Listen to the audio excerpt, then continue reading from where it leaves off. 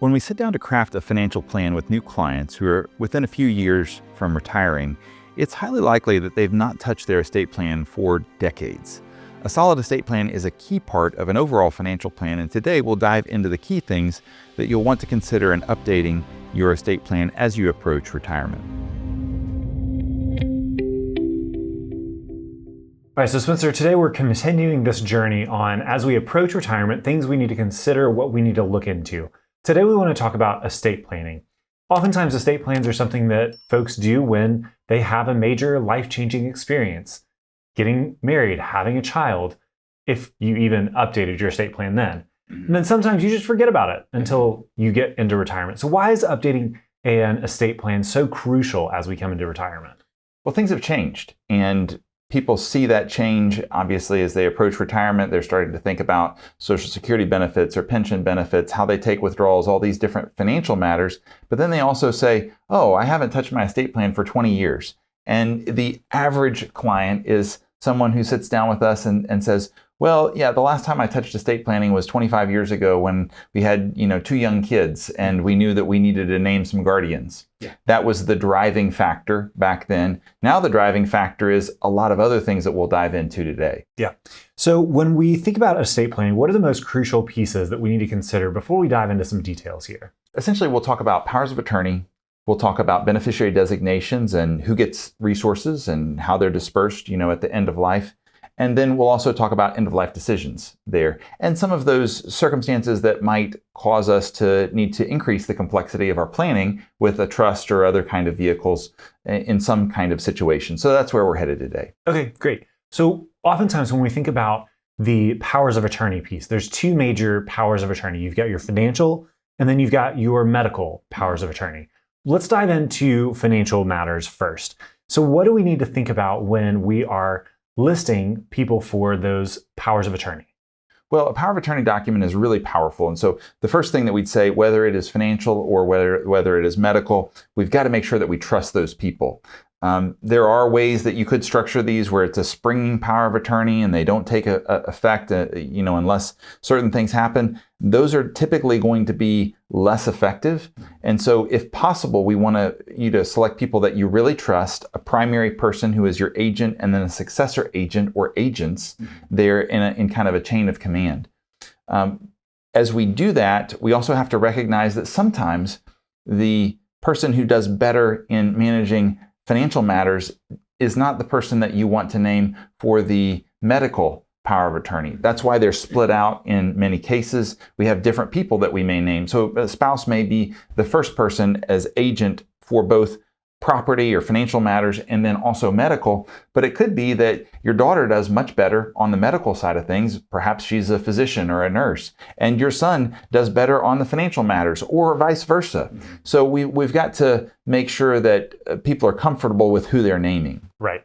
Well, and especially when we think about this, if you haven't touched your estate plan documents in 20 years, and let's say you had parents that were living close to you and you wanted them to be the guardians for your kids, so you also name them the powers of attorney. Well, now if it's flipped and they're in their 80s or 90s, right, do you still want them making decisions for you as a successor agent? And so this is why it's really crucial to come back to these documents regularly, especially as we're getting closer and closer to retirement. So what are some other things that we need to keep in context when we think about financial matter powers of attorney? Well, like you said, you want to make sure that the person that you select as your primary agent, that you know that they're going to be able to do that for some period of time in all likelihood. Again, the first choice would typically be a spouse. The successor would oftentimes, 30 years prior for a client, have been a parent or an uncle or an aunt. And that is rarely the case anymore. You might have named a parent when your parents were in their early 60s. Well, now if they're in their 80s or 90s, probably not going to name that person as your successor agent.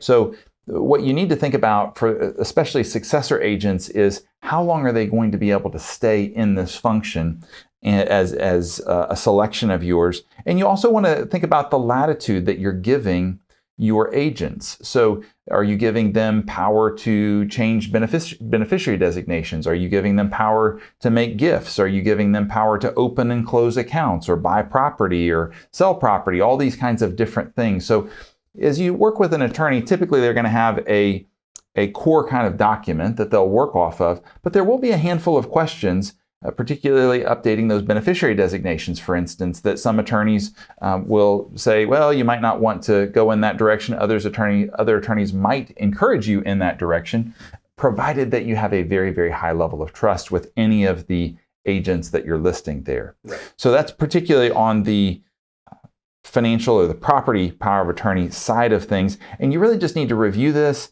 make sure that you're comfortable with all of the different pieces, of that with an attorney, especially as you move towards retirement, because the reality is, if you retire and let's just say you do a bit more travel, or you're in different sets of circumstances, the likelihood that you will need to have that power of attorney put in place and used increases, again, as you age, as you do certain types of activities. Yeah. All right, so let's shift from financial to medical. What are the important things on the medical side of things for clients to be aware of? Well, the key again is you want to have somebody that you trust implicitly.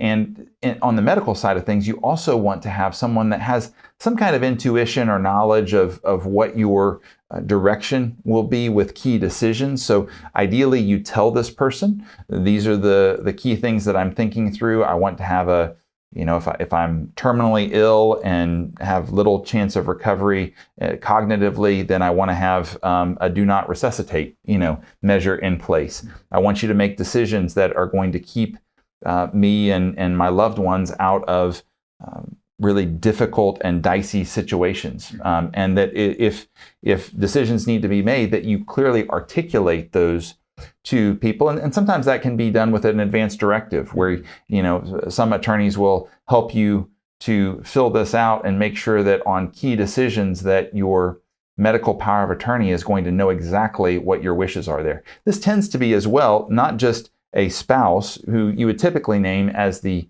primary or as the first agent there, but it's the successor agent. It's that son or daughter or that nephew or niece or loved one, close friend that might have to be making those decisions, that you would want to be very explicit with how to make those decisions. Right. And those are oftentimes very emotional decisions. Yes. And so we've talked about this a lot in recent videos, but and you've highlighted it several times. It needs to be someone you trust, but there needs to be a level of communication as well. Mm-hmm. Am I actually engaging this person and telling them, hey, these are my desires, these are my wishes, so that when those emotions rise, they know, okay, this is what mom or dad wanted. This is what this loved one wanted. Because if you don't have that communication and all they have is a piece of paper, mm-hmm. then there can be that tension of, I'm making decisions on their behalf and we haven't talked about it and it's just this paper that says it. Well, and ideally, it's not even just talking about it. It's filling something out like my wife and I, as we filled out our estate plans here recently,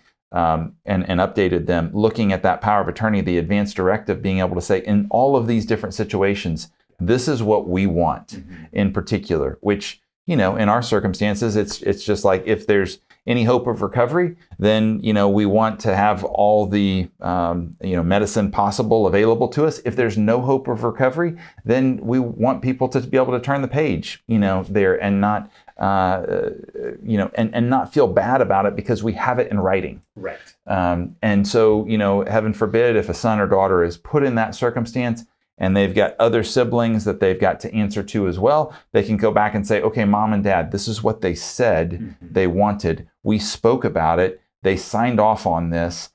That can help to preserve those relationships. Right. Okay. Anything else you want to touch on in terms of the medical powers attorney before we move on? Again, we want to choose people that we're really comfortable with. We want to have those communication points. We want to lay everything out in writing to the best of our capacity. And usually there's also updates to medicine that might have taken place over the last 25 or 30 years that power of attorney document would not have contemplated mm-hmm. 35 years ago, that now we're right in the midst of things and that update can be helpful. Right. Okay. So let's move on then to beneficiaries. So as we think about updating beneficiaries in a estate planning framework, what do we need to think about here?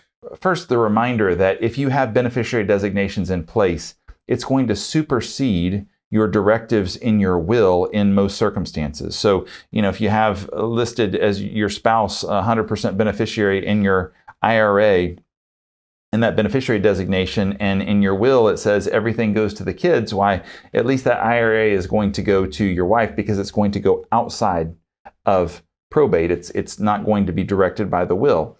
Any account that has those beneficiary designations is typically, if it has a person or charitable institution that's named, it's going to go to them, not through your estate there. Now, if your beneficiary designation explicitly says, your estate or will under, it says a trust under will or something like that, then yes, your will be referenced. But we want to first be reminded how important those beneficiary designations on particular accounts are, because they're even, could be argued, more important than what you have in your will. If we think about beneficiary designations as well, most of the times we need to do an update of these as you approach retirement, because your circumstances will have changed over the last 20 or 25 years if you've not touched your estate plan. Your children, if you have children, may have grown and they've got spouses and kids of their own. And so you have to contemplate, okay, am I doing a per stirpes designation here on the beneficiary designation for a contingent beneficiary? Am I doing something within my will that would set up a trust for some of the younger beneficiaries? There's all kinds of different things that you really need to be thinking through here, because that plan that you put together 25 years ago, it probably hadn't contemplated all the complexity of life. So definitely need an update there in terms of your will. As well, if you haven't touched it in 25 years, most of the clients, probably 4 out of 5 or maybe even 9 out of 10 clients that we sit down with for initial retirement planning, they've not touched it since they drafted it when their kids were young, if they do have kids. And so they've got guardians named. They've got all kinds of different pieces that need to be updated. Just like we talked about updating the agent and successor agent that you name for your power of attorney, you need to think about what you're doing with your will. And if you have the same executor or executrix, or personal representative as it's called in the state of Tennessee, who carries out your wishes after you pass away. So your power of attorney is the one that is carrying out your wishes from a financial and medical decision-making standpoint during your lifetime. But as soon as you die, there's no power there anymore.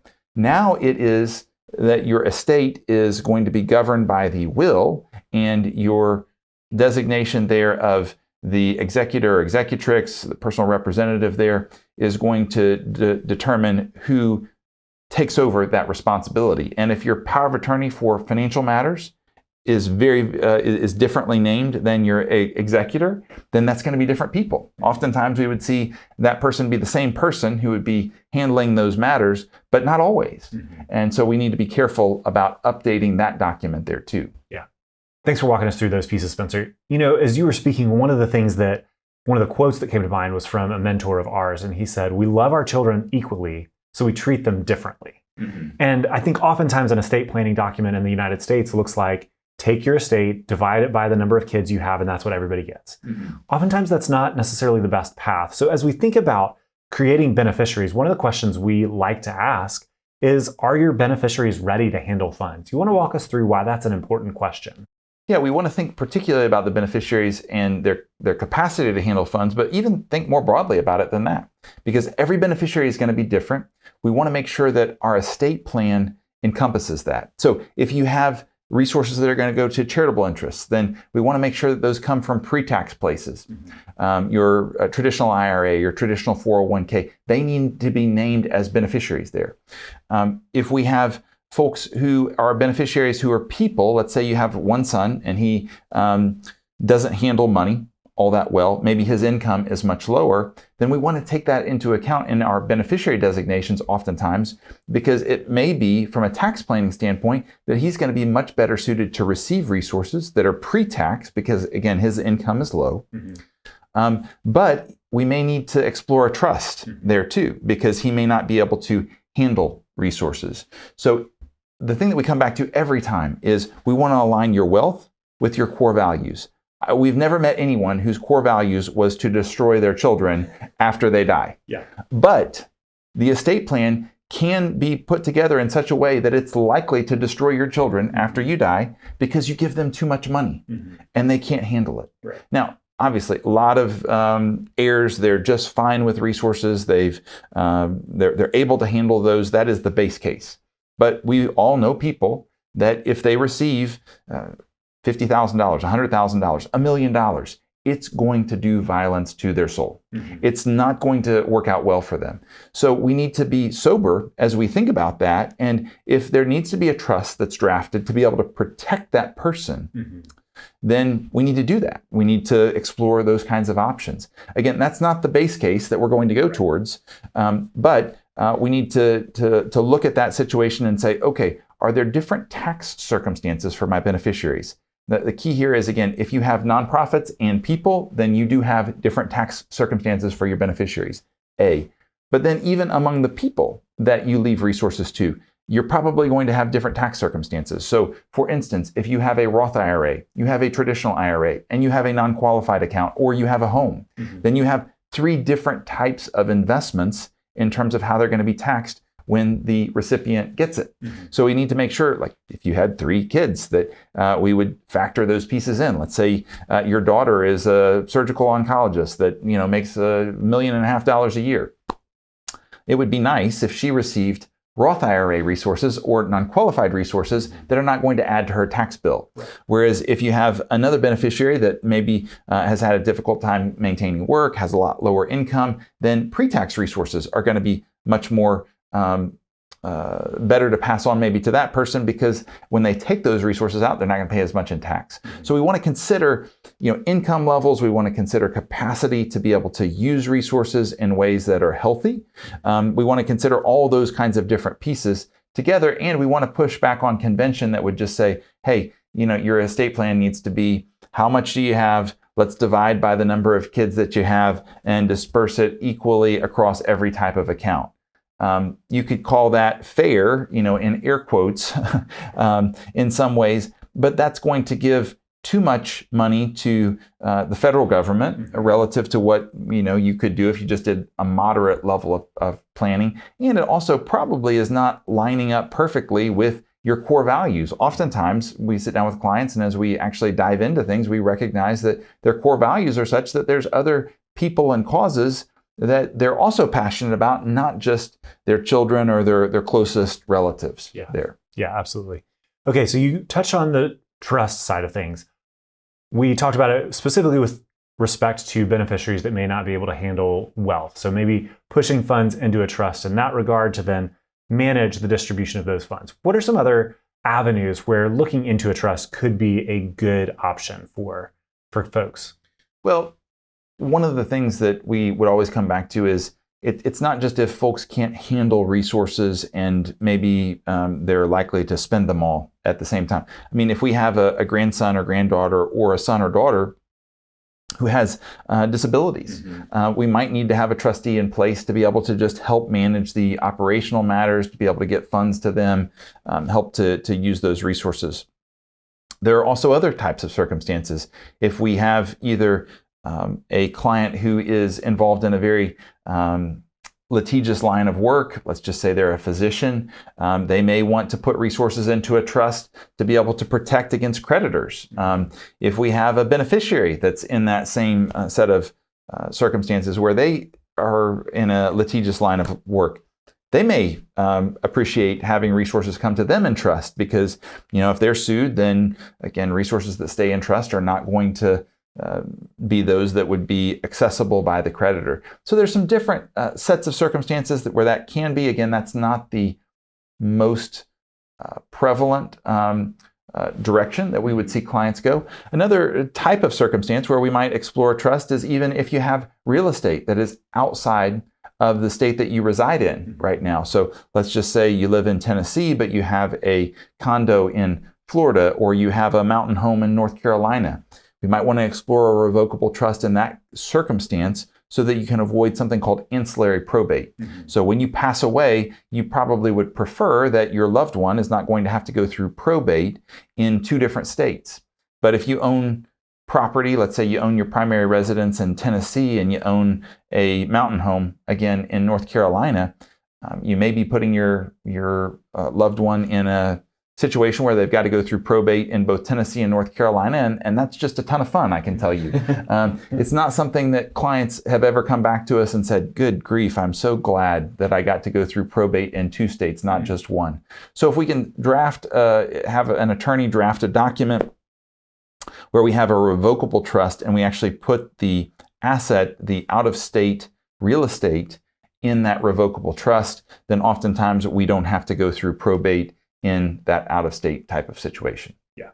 All right, so what's the one last factor?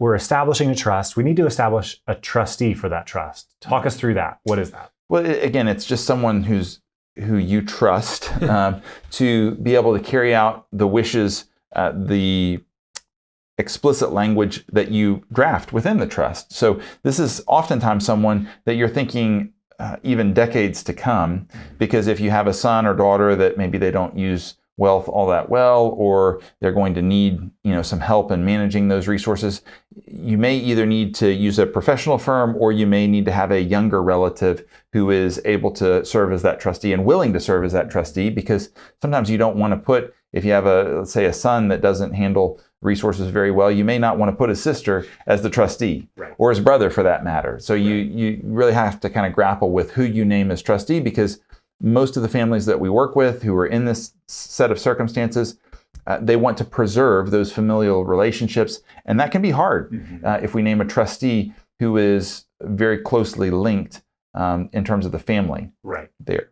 Okay, so a couple last things as we close out this episode. One thing that's really important is that your loved ones know how to access the things that they need to access. So whether that is the original will, the original powers of attorney, the agents that you name, the trustees that you name, they need to know where those documents are. Right. They need to know how to access bank accounts. So this really is important, whether it's a document that you've stored on your computer, whether it's a printed document that's in a safety deposit box or in a safe at your home. This is really critical that your loved ones know how to access those documents. Talk us through some of those other factors that loved ones need to know how to deal with. Well, you want a repository that everybody's on the same page and being able to access. Powers of attorney, we typically would say send those to people that are going to need those should you become incapacitated. So as financial advisors, we try to keep those on file for our clients so that they're at the ready should we need to reach out to a custodian and put them in place and move through that process. That can make that a lot easier. You don't have to, with most custodians, you don't have to have the original. You have a scanned document that's sent over that's able to be used in many circumstances. On the other hand, you need that original will to be able to go before probate. If you don't have that, then you start to create a world of hurt. So that copy that you have is great on some level because you may be able to pass that around to family or make sure that everybody's on the same page, but you need to have everybody aware of where the original is. Oftentimes that would be kept on file maybe with your attorney, or it could be in a safe deposit box or somewhere in a safe in your home. You just need to make sure that it's accessible to your executor or executrix.